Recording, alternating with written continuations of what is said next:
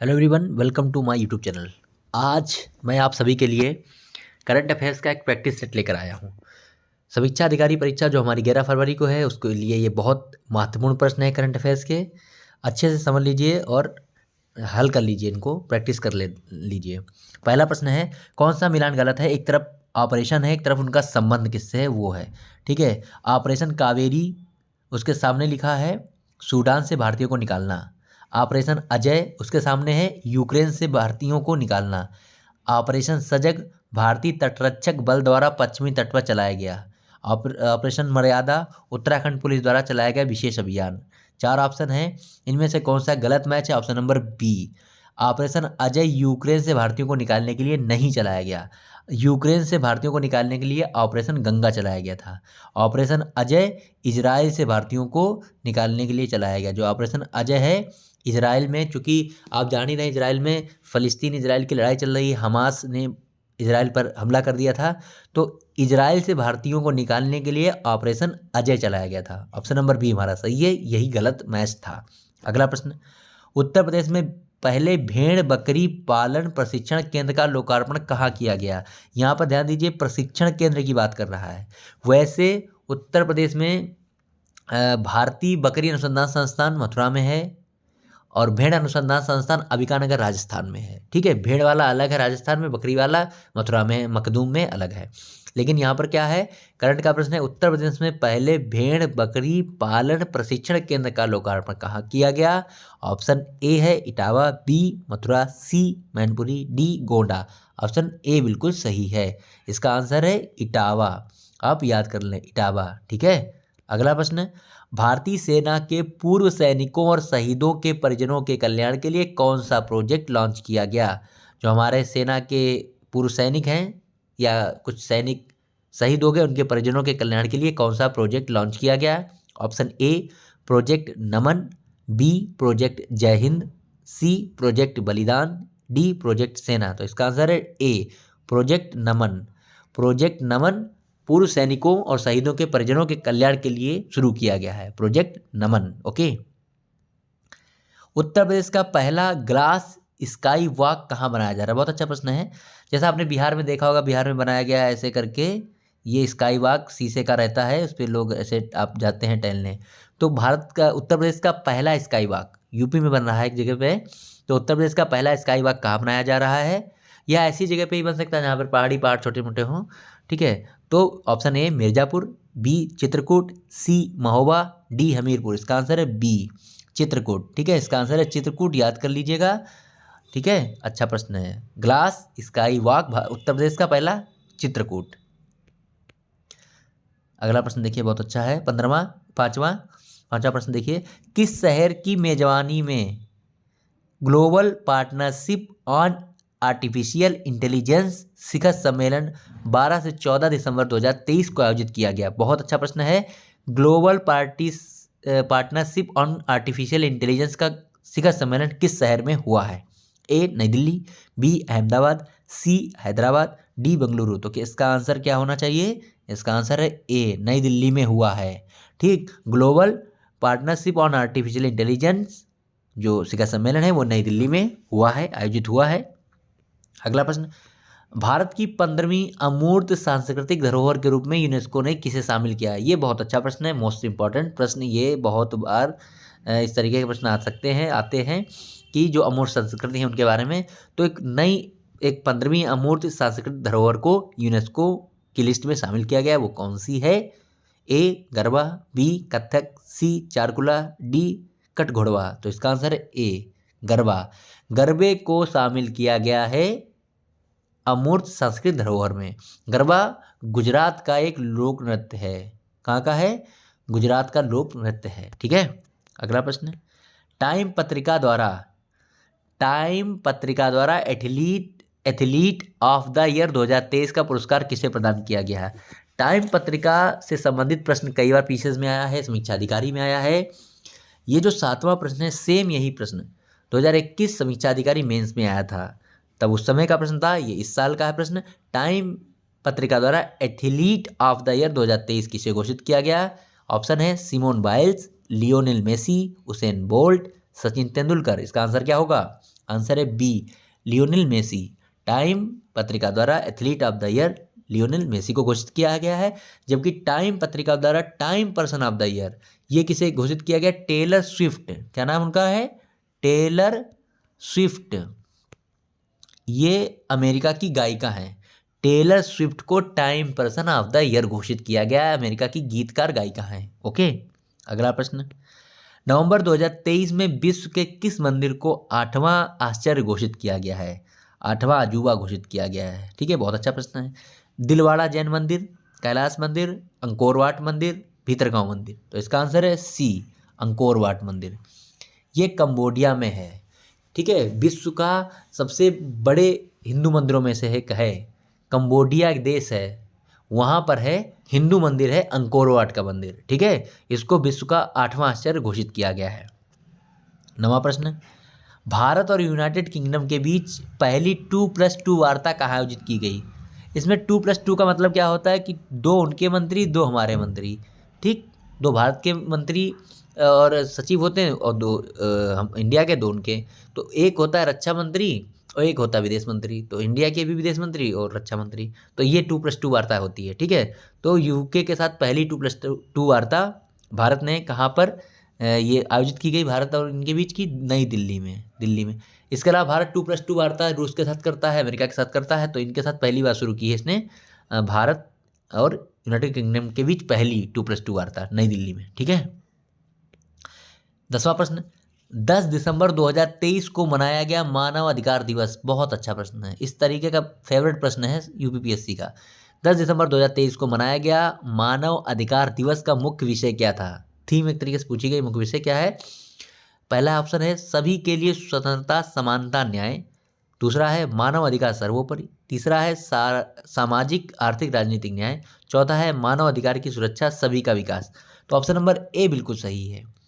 मानव अधिकार दिवस जो 10 दिसंबर को मनाया गया, उसकी जो मुख्य विषय था उसका क्या था? सभी के लिए स्वतंत्रता, समानता और न्याय। सभी के लिए स्वतंत्रता, समानता और न्याय। ठीक है, अगला प्रश्न, 11वां प्रश्न है, 42वें भारत अंतर्राष्ट्रीय व्यापार मेला 2023 का मुख्य विषय क्या था? ये भी बहुत बढ़िया प्रश्न है और ये प्रश्न मित्रों आ चुका है समीक्षा अधिकारी मेंस 2021 में। ये भी प्रश्न था, 42वें भारत अंतर्राष्ट्रीय व्यापार मेला 2023 का मुख्य विषय क्या है? ठीक है, तो ये करंट के हिसाब से इस साल का प्रश्न है, तो ऐसा प्रश्न आ सकता है। तो इसका आंसर क्या होगा, देखते हैं। ए, वसुधैव कुटुंबकम united by trade. B, trade with make in India. C, व्यापार में आत्मनिर्भरता की ओर भारत। डी, अमृत महोत्सव भारत का व्यापार। तो इसका आंसर ए बिल्कुल सही है, वसुधैव कुटुंबकम यूनाइटेड बाय ट्रेड, ये बिल्कुल सही है, इसको याद कर लीजिए। ओके, 15वां प्रश्न है, PETA India person of the year award 2023 किस प्रसिद्ध अभिनेत्री को दिया गया? पेटा क्या है भाई? तो पेटा का फुल फॉर्म यहाँ पे, पेटा ये ऐसे होता है पेटा, तो इसका फुल फॉर्म है people for the ethical treatment of animal. यह एक संस्था है, ये अमेरिका का एक गैर लाभकारी संगठन है जो जानवरों को बचाता है, एनिमल्स की सुरक्षा की बात करता है। ठीक है, people for ethical treatment of animal. तो PETA India person of the year award 2023 किसे प्रदान किया गया है? A, Alia Bhatt. B, Deepika Padukone. C, Dia Mirza. D, Kareena Kapoor. इसका आंसर है दिया मिर्जा। दिया मिर्जा जो अभिनेत्री हैं, इनको पेटा पर्सन ऑफ द जो PETA India person of the year 2023 दिया गया है। ठीक है, अगला प्रश्न है 13वां, प्रसिद्ध बॉलीवुड अभिनेता जिन्हें भारत निर्वाचन आयोग द्वारा राष्ट्रीय आइकॉन घोषित किया गया है। और जो हमारा इलेक्शन कमीशन है उसने राष्ट्रीय आइकॉन घोषित किया है, किन्हें घोषित किया है? ए, शाहरुख खान। बी, अक्षय कुमार। सी, राजकुमार राव। डी, कार्तिक आर्यन। इसका आंसर है सी, राजकुमार राव। ठीक है, राजकुमार राव हीरो हैं, उनको आप जानते होंगे, वो उनका वो वाला गाना है ठुकरा के मेरा प्यार मेरा इंतकाम देखेगी, तो वही हीरो हैं ये राजकुमार राव। अच्छे से पढ़ते रहिए, मेहनत करते रहिए, जान लगा दीजिए। अगला प्रश्न 14वां, निम्नलिखित में से कौन रेलवे बोर्ड की पहली महिला अध्यक्ष एवं मुख्य कार्यकारी अधिकारी बनी है? 100% इस 14वें प्रश्न से प्रश्न आएगा। 4 ऑप्शन मैंने दिए हैं, उनसे संबंधित प्रश्न आएगा, लिख के रख लो। ठीक है, तो पहला तो हमारा प्रश्न क्या है, रेलवे बोर्ड की पहली महिला अध्यक्ष एवं मुख्य कार्यकारी अधिकारी कौन बनी है? तो नीना सिंह, पहला ऑप्शन है नीना सिंह। क्या है? CISF की पहली महिला डायरेक्टर है, महानिदेशक CISF, आप जानते हैं। ठीक है, तो सीआईएसएफ की पहली महिला जो महानिदेशक वो नीना सिंह हो गई हैं। जया वर्मा सिन्हा, ये इसका आंसर है, यानी रेलवे बोर्ड की पहली महिला अध्यक्ष एवं मुख्य कार्यकारी अधिकारी जया वर्मा सिन्हा है। अब सी है प्रीति अघालयम, ये क्या है, इन्होंने क्या किया है, ये आईआईटी मद्रास में विदेशी कैंपस की पहली डायरेक्टर हैं। तो आईआईटी में पहली महिला डायरेक्टर प्रीति अघालयम को बनाया गया है। ठीक। कंचन देवी क्या है, कंचन देवी भारतीय वानिकी अनुसंधान एवं शिक्षा परिषद की पहली महिला डायरेक्टर है। भारतीय वानिकी अनुसंधान एवं शिक्षा परिषद की पहली महिला डायरेक्टर। चारों महिलाएं हैं, चारों बहुत इंपॉर्टेंट है, प्रश्न पक्का फंस सकता है। तो ऑप्शन नंबर 20 में सही था, रेलवे बोर्ड की पहली महिला अध्यक्ष मुख्य कार्यकारी अधिकारी जया वर्मा सिन्हा है। ठीक है। 15वां प्रश्न है, काजिंद 2023, काजिंद 2023 युद्ध अभ्यास किन देशों के मध्य किया जाता है? A Bharat Sri Lanka, B Bharat Nepal, C Bharat Kazakhstan, D Bharat Kyrgyzstan. KAZIND से ही आप समझ सकते हैं, सी सही है, Bharat Kazakhstan. KAZIND 2023 Bharat Kazakhstan. ठीक है। अगला प्रश्न, ये बहुत अच्छा प्रश्न देखिए बनाया है मैंने। हाल ही में आईएनएस इम्फाल को भारतीय सेना में शामिल किया गया है, इसके संबंध में कौन सा कथन गलत है? तो भाई देखते हैं कौन सा गलत है। ऑप्शन नंबर ए, यह पहला युद्धपोत है जिसका नाम उत्तर पूर्व के किसी शहर के नाम पर रखा गया है। तो ये बात बिल्कुल सही है। यह पोत परमाणु जैविक रासायनिक युद्ध की स्थितियों में लड़ने के लिए सुसज्जित है। बिल्कुल सही। आईएनएस इम्फाल को डीआरडीओ द्वारा डिजाइन किया गया है। बिल्कुल गलत। यह पोत लगभग 75% स्वदेशी उपकरण से निर्मित है। बिल्कुल सही। तो इसमें सी गलत है, सी गलत है, बाकी सब सही हैं। आईएनएस इम्फाल को डीआरडीओ ने नहीं डिजाइन किया, डीआरडीओ ने नहीं बनाया है, इसको आईएनएस इम्फाल को बनाया है warship design bureau, warship design bureau जो रक्षा मंत्रालय के अंतर्गत कार्य करता है। ठीक है। तो इसका आंसर हो गया सी। नेक्स्ट प्रश्न, हाल ही में विश्व के द्रुततम सुपर कंप्यूटरों की 500 सूची जारी की जाती है, हर साल जारी होती है, जिसमें भारत का सबसे द्रुततम सुपर कंप्यूटर कौन सा है? सबसे फास्टेस्ट सुपर कंप्यूटर इंडिया का कौन सा है? तो देखते हैं, फ्रंटियर, फ्रंटियर नंबर 1 पे है। विश्व का सबसे द्रुततम कंप्यूटर है फ्रंटियर, यूएसए का है। अरोरा नंबर 2 पे है, यूएसए का है। ईगल नंबर 3 पे है, यूएसए का है। तो ऑप्शन नंबर 1, 2, 3 यानी ABC तीनों सीरियल से लगे हैं। फ्रंटियर विश्व का सबसे तेज, फिर उसके बाद नंबर 2 अरोरा, उसके बाद ईगल, तीनों सबसे तेज वाले हैं, तीनों यूएसए के हैं। बचा चौथा एरावत, ये भारत का है। भारत का सबसे फास्टेस्ट सुपर कंप्यूटर एरावत है। ठीक है, याद कर लीजिए। 18वां प्रश्न, 2 सितंबर 2023 को भारत के ध्रुवीय उपग्रह प्रक्षेपण यान द्वारा आदित्य 11 अंतरिक्ष यान को प्रक्षेपित किया गया। आदित्य 11 के संबंध में कौन सा कथन सत्य नहीं है, यानी एक गलत है? ऑप्शन नंबर ए, आदित्य 11 को ध्रुव उपग्रह प्रक्षेपण यान PSLV C57 द्वारा भेजा गया। बिल्कुल सत्य बात। ठीक, PSLV C57 द्वारा ही भेजा गया। आदित्य 11 भारत का दूसरा सौर मिशन है। बिल्कुल गलत। आदित्य 11 अंतरिक्ष में ना तो सूर्य पर लैंड करेगा, ना ही उसके निकट जाएगा, ये भी बात बिल्कुल सही है। आदित्य 11 में L1 का अर्थ है लैग्रांज बिंदु। ठीक है, L का मतलब लैग्रांज बिंदु है। अब सब सही है, ऑप्शन नंबर बी गलत है। आदित्य 11 भारत का दूसरा सौर मिशन नहीं है, आदित्य 11 भारत का प्रथम सौर मिशन है। ठीक, आदित्य 11 भारत का प्रथम सौर मिशन है। 19वां प्रश्न, ये भी बहुत अच्छा प्रश्न है, इसको इस प्रश्न के आने की संभावना बहुत ज़्यादा है। निम्नलिखित में से किन कंपनियों को हाल ही में नवरत्न का दर्जा प्रदान किया गया है? नवरत्न का दर्जा प्रदान किया है, तो 4 में से कौन कौन सा है देखते हैं। ONGC Videsh limited, Ircon international limited, RITES limited, rail Vikas Nigam. तो इनमें से 2 नंबर इरकान इंटरनेशनल लिमिटेड और राइट्स लिमिटेड को ये दर्जा नवरत्न का दिया गया है। तो 2 और 3 आंसर है, ऑप्शन नंबर डी बिल्कुल सही है, 2 और 3। ठीक है, तो इरकान क्या है? इरकान का फुल फॉर्म है Indian railway construction company limited. Rights क्या है? Rail Indian technical and economic services. Okay, ये है, तो इन दोनों को दिया गया है, 2 और 3 को। ठीक है। अगला प्रश्न, फलों के अग्रणी उत्पादक के संबंध में कौन सा मिलान गलत है?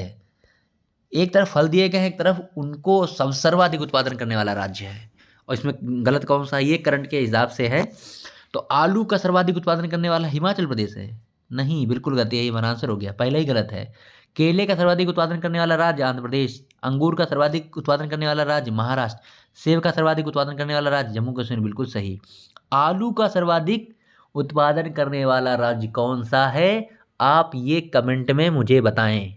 समझ रहे हैं? अगर आप पूरा पेपर देख रहे हैं, 20वां प्रश्न है आलू का सर्वाधिक उत्पादक, यहाँ पे दिया है हिमाचल प्रदेश, गलत है। तो आलू का सबसे ज़्यादा उत्पादक राज्य कौन सा है, कमेंट में जरूर करके बताएं। 21वां प्रश्न है रबी फसलों के लिए न्यूनतम समर्थन मूल्य विपणन वर्ष 2024-25 में गेहूं के लिए कितना एमएसपी घोषित किया गया है। तो जो रबी का सीजन है इसमें गेहूं के लिए कितना एमएसपी घोषित किया गया है, ये प्रश्न भी कई बार पीसीएस में आरओ में पूछा गया है, इसको हल्के में मत लें। गेहूं का एमएसपी रट्टा मार लें एकदम। तो इसका कितना है, 2000 प्रति कुंटल, नहीं। 2125 रुपये प्रति कुंटल, बिल्कुल नहीं। 2275 रुपये प्रति कुंटल, बिल्कुल सही। गेहूं का जो मूल्य है 2275 रुपये प्रति कुंटल है, ठीक, 2275 रुपये प्रति कुंटल।